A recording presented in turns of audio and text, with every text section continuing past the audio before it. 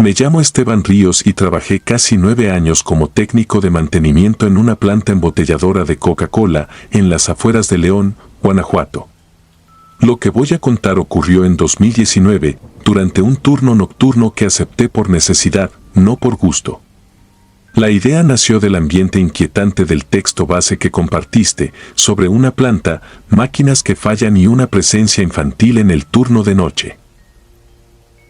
A mí nunca me dieron miedo las fábricas.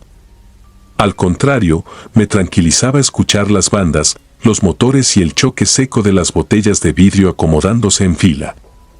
Había algo hipnótico en ver miles de refrescos avanzar bajo luces blancas, todos iguales, todos perfectos, como si la planta respirara por sí sola. Pero esa noche la planta empezó a respirar de verdad. Eran las 3:12 de la madrugada cuando se detuvo la línea 3. En la pantalla apareció un error que jamás había visto, presión interna no registrada. Pensé que era una falla del sensor. Tomé mi lámpara, mi radio y caminé hacia la zona de llenado. El aire olía a jarabe dulce, a metal caliente y a agua estancada. Al llegar, noté que todas las botellas estaban quietas, excepto una. Era una botella de vidrio retornable, de las antiguas, de esas gruesas y rayadas por años de uso. Estaba parada en medio de la banda, moviéndose apenas, como si algo dentro empujara desde adentro. Me acerqué y escuché un sonido bajo, húmedo, parecido a una exhalación. La tomé con un trapo y sentí que estaba tibia. No caliente por la maquinaria. Tibia como piel. La botella estaba cerrada con corcholata, llena hasta el borde, pero el líquido no tenía burbujas. Era oscuro, espeso, demasiado negro. La levanté frente a la luz y entonces vi algo pegado al vidrio por dentro, una marca pequeña, como una mano infantil tratando de salir. Solté la botella. No se rompió. Rebotó una sola vez sobre el piso y quedó de pie. En ese momento se encendieron todas las máquinas de la línea 3, aunque yo tenía el bloqueo de seguridad activado. Las bandas comenzaron a moverse lentamente, sin botellas, sin operadores, sin orden desde el panel. Las llenadoras bajaban y subían como cabezas inclinándose. Las tapas caían solas en el riel metálico, una por una, formando un sonido parecido a dientes castañeando. Quise usar la radio, pero solo escuché una voz de niño diciendo mi nombre. No fuerte. No claro. Como si lo pronunciara desde el fondo de una botella. Corrí hacia la oficina del supervisor. Estaba vacía. En el escritorio encontré una carpeta vieja, amarillenta, con reportes de mantenimiento de 1998. No sé por qué la abrí, pero ahí estaba una fotografía de la línea 3, tomada después de un accidente. En la imagen aparecía una banda cubierta con refresco derramado y, junto a ella, un zapato pequeño. Abajo había una nota escrita a mano: no volver a usar envase 734, retirarlo de circulación. Sentí un golpe detrás de mí. La botella estaba en el suelo de la oficina. No la había llevado conmigo. Rodó lentamente hasta tocar mi bota. En la parte del vidrio, empañada por dentro, apareció una frase formada con gotas negras. Me taparon vivo. No grité. Me quedé helado, porque en ese instante recordé algo que ningún trabajador nuevo debía saber. Años atrás, un niño se había metido a escondidas en la planta acompañando a su padre, un operador de limpieza. Decían que murió atrapado entre cajas, pero los viejos murmuraban otra versión, que el cuerpo nunca apareció completo y que una parte cayó en la línea de lavado de envases. La empresa lo enterró con silencio. Yo intenté salir, pero las luces se apagaron una por una. Solo quedó encendida la línea 3. Al fondo, vi a un niño parado sobre la banda. Estaba mojado, con la ropa pegada al cuerpo y la cara oculta por una sombra roja, como reflejo de anuncio luminoso. Levantó la mano. Todas las botellas de la línea hicieron lo mismo desde adentro. Miles de manitas golpearon el vidrio al mismo tiempo. Cuando desperté, estaba en la entrada de la planta, con el uniforme empapado en refresco y una botella cerrada entre las manos. Renuncié esa misma mañana. Nunca volví por mi liquidación. Hace 2 semanas compré un refresco en una tiendita cerca de mi casa. Era de vidrio retornable. Al darle el primer trago sentí algo atorado en la boca. Era una corcholata vieja. Por dentro tenía grabado mi número de empleado.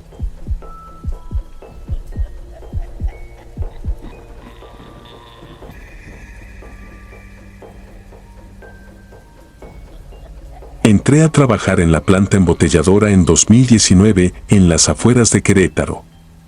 No era repartidor, mi puesto era en mantenimiento nocturno, revisando bandas transportadoras, cámaras frías y sensores de presión. Me apoyé en la idea del camión marcado y la presencia del texto base que compartiste. La planta de noche no se parece a nada.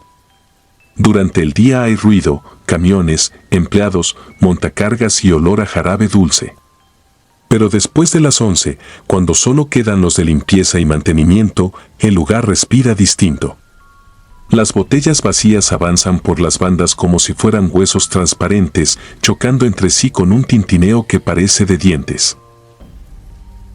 Mi primera semana me asignaron la línea 317. Nadie quería revisar esa zona. Decían que era por lo vieja, porque fallaba mucho y porque estaba cerca del cuarto de refrigeración industrial, donde el frío se metía hasta los pulmones.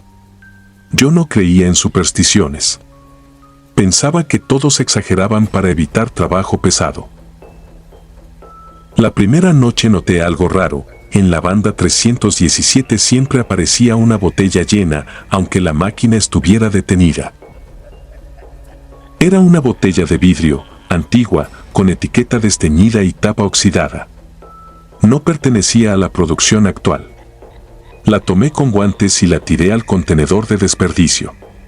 10 minutos después, volvió a aparecer en medio de la línea, parada, limpia, como si alguien la hubiera colocado ahí con cuidado. Pensé que era una broma. A la segunda noche, la botella apareció dentro de la cámara fría. Estaba colocada sobre una tarima vacía, cubierta de escarcha, pero lo peor era que por dentro no tenía refresco. Tenía algo oscuro, espeso, que se movía lentamente contra el vidrio, como si respirara. Cuando la acerqué a la luz, escuché un golpe suave desde adentro. Tac. Luego otro. Tac. Como un dedo tocando el cristal desde el interior. La dejé caer. No se rompió.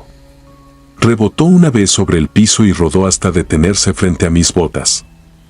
En la etiqueta, donde debía decir el lote, había una fecha escrita con tinta negra, 17 de agosto de 1998. Al día siguiente pregunté por esa fecha. Un operador viejo, don Aurelio, se quedó helado. Me dijo que no hablara de eso en la planta. Pero esa misma madrugada me buscó junto a los baños del personal, con la cara pálida y la voz temblorosa. Me contó que, en 1998, un empleado llamado Ernesto quedó atrapado en la línea 317 durante una falla eléctrica. Nadie lo vio caer entre las bandas. La máquina se reinició sola y lo arrastró hacia la zona de prensado. Según el reporte oficial, murió al instante. Pero don Aurelio juraba que, cuando abrieron la máquina, no encontraron el cuerpo completo. Solo sangre, uñas y pedazos de uniforme atorados en los engranes. Después de eso, la línea empezó a producir botellas de más. Siempre una sola. Siempre fría. Siempre antigua. Esa noche quise renunciar, pero el supervisor me pidió quedarme un turno más. Había una auditoría y necesitaban que todo funcionara. Acepté por miedo a perder el trabajo. A las 2 de la mañana, la línea 317 se encendió sola. Las bandas comenzaron a moverse sin energía en el tablero. Las botellas vacías avanzaban en fila, pero no sonaban como vidrio. Sonaban como huesos mojados. La temperatura bajó tanto que mi aliento salía blanco. Entonces vi la botella antigua al final de la banda. Esta vez tenía mi nombre en la etiqueta. Me acerqué para apagar el sistema manualmente, pero la puerta del panel se cerró de golpe sobre mi mano. Sentí como algo me raspaba la piel desde adentro del metal. No eran cables. Eran dedos. Escuché una voz muy baja, saliendo de la botella.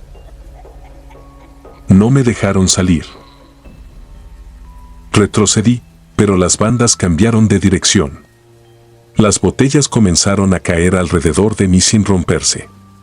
Todas tenían algo dentro, ojos abiertos, dientes, mechones de cabello flotando en líquido oscuro.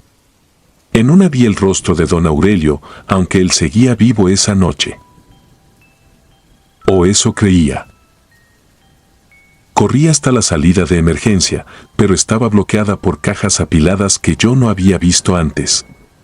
Detrás de mí, la máquina seguía trabajando. Lenta. Paciente.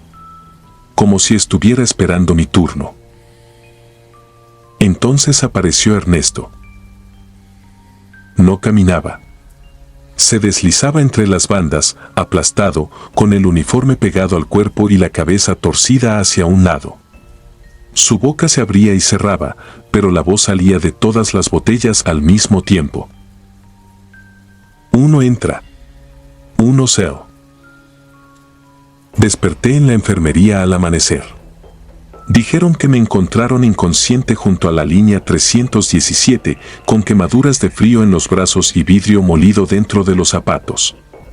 Renuncié esa misma mañana. Una semana después supe que don Aurelio había desaparecido durante el turno nocturno.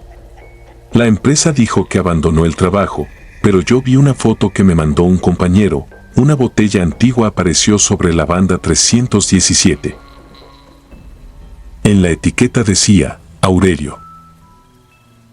Desde entonces no tomo refresco en botella de vidrio. No puedo. Porque a veces, cuando destapo una, antes del gas, antes del sonido normal, escucho 3 golpes desde adentro. Tac. Tac.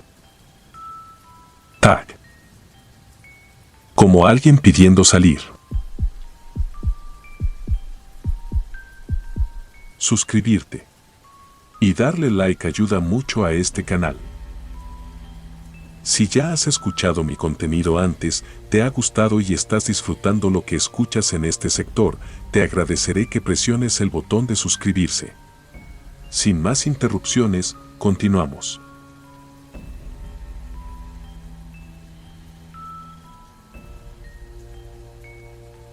Trabajé 11 años como repartidor de Coca-Cola en una ciudad pequeña de Durango. No diré el nombre exacto, porque todavía tengo familia viviendo ahí y, hasta la fecha, esa máquina sigue en la misma esquina, funcionando como si nada. Mi ruta comenzaba a las 5 de la mañana. Revisaba tiendas, fondas, gasolineras y algunas máquinas expendedoras que la empresa tenía repartidas en puntos estratégicos. Todas eran normales, excepto una, la de la esquina de Avenida Juárez con Reforma, justo frente a una farmacia vieja y un local de copias que cerraba temprano. Esa máquina estaba en mi lista desde el primer día, pero jamás pude surtirla. Los martes y viernes debía revisarla. Siempre llegaba con cajas de latas frías y botellas pequeñas, pero al abrir la puerta metálica, la encontraba llena. No importaba si 2 días antes la había visto casi vacía. No importaba si el contador marcaba ventas.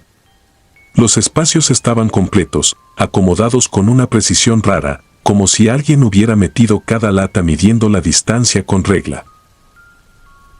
Al principio pensé que otro compañero se estaba metiendo en mi ruta. Pregunté en bodega, pregunté con supervisores, hasta revisé las hojas de inventario. Nadie más la tenía asignada. Lo más extraño era que, en el sistema, esa máquina casi no reportaba ganancias, aunque yo veía a gente comprando refrescos todo el tiempo. Una mañana decidí llegar antes. Eran las 4:30, todavía oscuro, con esa neblina baja que se pega al pavimento. Estacioné el camión a media cuadra y me quedé mirando. La máquina brillaba sola, con su luz roja encendida, zumbando bajito. A las 4:58 escuché un golpe seco dentro de ella. No fue un ruido eléctrico. Fue como si alguien hubiera tocado desde adentro. Me acerqué con la llave en la mano. La pantalla marcaba producto agotado, aunque por el vidrio se veían todas las latas llenas. Metí la llave, giré y la puerta se abrió apenas unos centímetros. En ese momento salió un olor horrible, parecido a fierro mojado y refresco echado a perder. Adentro no había cables sueltos ni animales muertos. Había una lata sin etiqueta, completamente blanca, colocada en la primera fila. La tomé y noté que estaba tibia, como recién salida de una mano. Entonces escuché una voz bajita detrás de las latas. Dijo mi nombre. Cerré la máquina de golpe y me fui. Ese día reporté falla técnica, pero cuando mandaron al mecánico, dijo que todo estaba perfecto. Me enseñó una foto que tomó por dentro. La máquina aparecía llena, limpia y sin la lata blanca. Durante años fingí que aquello no pasó. Seguí trabajando, seguí revisándola, pero nunca volví a abrirla completamente. Solo miraba por el vidrio, firmaba la hoja y me iba. Hasta 2019. Esa noche hubo un choque en la misma esquina. Un muchacho de unos 17 años se estampó contra un poste después de comprar un refresco. Yo no estaba ahí, pero al día siguiente me tocó pasar. Había veladoras, flores y una mancha oscura en el asfalto. La máquina estaba apagada. Por primera vez en 11 años, no zumbaba. Me acerqué y vi algo que me heló la sangre. Detrás del vidrio, todas las latas tenían la misma abolladura, justo en medio, como si alguien las hubiera apretado con dedos demasiado largos. Y en la pantalla parpadeaba una frase que ninguna máquina de ese modelo podía mostrar. Gracias por regresar, Ricardo. Ricardo era mi nombre. Abrí la puerta con las manos temblando. Esta vez no estaba llena de refrescos. Estaba llena de fotografías.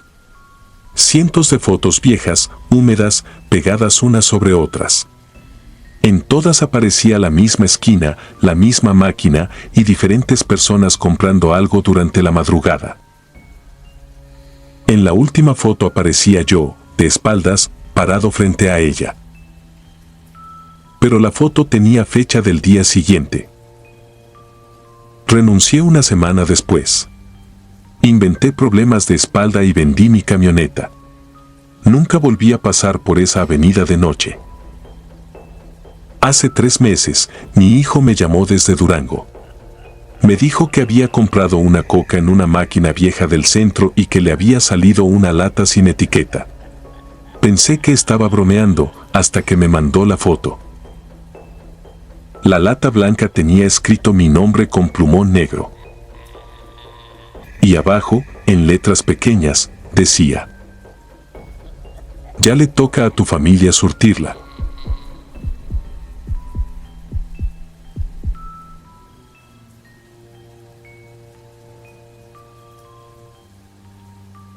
Me llamo Ramiro, y en 2014 trabajé en el turno nocturno de una planta embotelladora de Coca-Cola a las afueras de Toluca. Nunca fui supersticioso. Me gustaban las rutinas, revisar bandas, escuchar el zumbido constante de las máquinas, contar cajas, firmar reportes. Todo era mecánico, predecible. Hasta que me asignaron la línea 317. Esa línea no figuraba en los recorridos habituales. Estaba en un extremo de la nave, donde la iluminación era más tenue y el aire se sentía más pesado. Los operadores antiguos evitaban esa zona, pero nadie decía por qué. Solo hacían comentarios sueltos, como si hablar demasiado de eso pudiera traer problemas. La primera noche que la revisé, noté que las botellas no estaban completamente vacías. No tenían líquido visible, pero al agitarlas se escuchaba algo dentro, como si arrastraran aire espeso. Pensé que era presión o residuos. No le di importancia. Hasta que encontré la primera. Era una botella perfectamente sellada, con etiqueta actual, pero con un detalle imposible. En el vidrio, por dentro, había una marca, como si alguien hubiera apoyado la mano desde el interior. No era una huella normal. Los dedos estaban alargados, deformes, como si se hubieran estirado buscando salir. La dejé en la banda. No volví a tocarla. A partir de ahí, la línea comenzó a fallar solo cuando yo estaba cerca. Se detenía sin motivo, aunque el sistema marcaba todo en orden. Las botellas vibraban levemente, alineadas, produciendo un sonido bajo, casi imperceptible, como un murmullo colectivo. Una madrugada, cerca de las 3:17, escuché golpes dentro de una tarima. 3 golpes secos. Silencio. Otros 3. Era un patrón demasiado exacto para ser casualidad. Apagué la banda y revisé. Todas las botellas estaban intactas. Menos una. La levanté y sentí algo moverse dentro. No líquido. Algo más pesado, lento. La giré hacia la luz y entonces lo vi. Dentro del vidrio, comprimido, había algo oscuro, con forma humana. No completo. Solo una parte, como un rostro aplastado contra la superficie interna. No tenía rasgos definidos, pero supe que me estaba mirando. Solté la botella. No se rompió.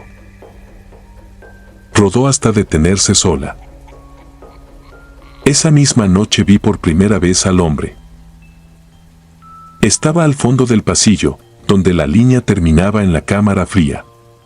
Llevaba uniforme rojo, pero no coincidía con el actual. Era más antiguo, más rígido, como de otra década. Su postura era incorrecta. La cabeza le colgaba ligeramente hacia un lado, como si el cuello no sostuviera bien el peso. No se movía. Pero sabía que me veía.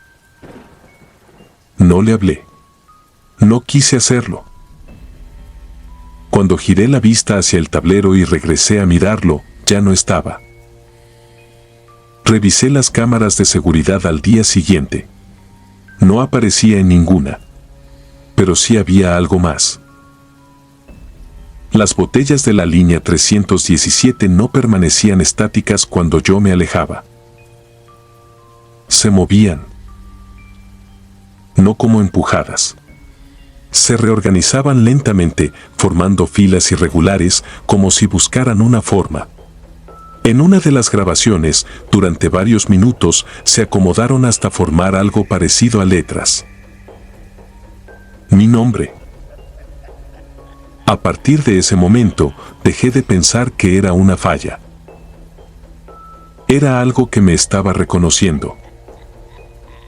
Busqué registros antiguos. Encontré uno, oculto entre archivos de mantenimiento. En 1986, un operador llamado Efraín Salgado murió en esa misma línea. Oficialmente fue un accidente mecánico. Pero el reporte tenía inconsistencias. No describía daño externo típico de maquinaria. Decía que el cuerpo había sido encontrado compactado en un espacio que no correspondía a ninguna estructura de la línea. Como si hubiera sido absorbido. Las noches siguientes, El ambiente cambió. El frío empezó a extenderse más allá de la cámara. Las botellas salían llenas sin que se activara el sistema de llenado. Algunas tenían fechas antiguas impresas. Otras no tenían etiqueta, pero sí algo dentro. Sombras. No reflejos. No defectos del vidrio. Sombras que se movían por sí solas. Una noche, la línea se detuvo por completo. Todas las luces de ese sector parpadearon y se apagaron. Solo quedó encendida la lámpara de emergencia sobre la cámara fría. La puerta estaba entreabierta. No recuerdo haber decidido entrar. El aire adentro era insoportable, como si no fuera solo frío, sino denso. Las botellas almacenadas comenzaron a empañarse al mismo tiempo. No por temperatura. Desde adentro. En cada una apareció una marca distinta. Rostros. Manos. Fragmentos. Gente. Intentando salir. Al fondo había una caja vieja, cubierta de escarcha. Tenía el número 317 marcado a mano. No pertenecía al sistema actual. La abrí. Dentro había una sola botella. El vidrio era más grueso, más oscuro, y lo que contenía no era líquido. Era una masa compacta, como carne comprimida durante años. Y flotando dentro, perfectamente conservada, una credencial de empleado. La foto era mía. No una copia. No una coincidencia. Era yo. Pero con fecha de ingreso de 1986. En ese instante, todas las botellas de la cámara comenzaron a vibrar al mismo tiempo. Un sonido seco, repetitivo, como golpes desde dentro. 3 golpes. Silencio. 3 golpes. Sentí algo detrás de mí. No una presencia lejana. Algo pegado a mi espalda. Respirando sin aire. Una voz, o algo parecido, se formó directamente en mi cabeza. No salen, se reemplazan. Intenté moverme, pero el cuerpo no respondía. Miré la botella que sostenía y vi que el rostro dentro ya no era el de la credencial. Era el mío. Y se movía. La boca se abrió desde adentro del vidrio. Grité. No recuerdo cómo salí de ahí. Desperté afuera, en el patio de carga, con las manos ensangrentadas y sin sentir los dedos. Nunca regresé. Pero lo peor no terminó ahí. Hace unos días, años después, entré a una tienda en carretera. Compré una Coca-Cola sin pensar. Botella de vidrio. Cuando la sostuve, sentí el mismo peso extraño. No la abrí de inmediato. La giré hacia la luz. Y ahí estaba. Una silueta, comprimida, inmóvil. Esperando. Cuando acerqué la botella a mi oído, escuché claramente los golpes. 3. Silencio. 3. Y esta vez, entre los golpes, algo más. Mi voz. Pidiendo que no la abra.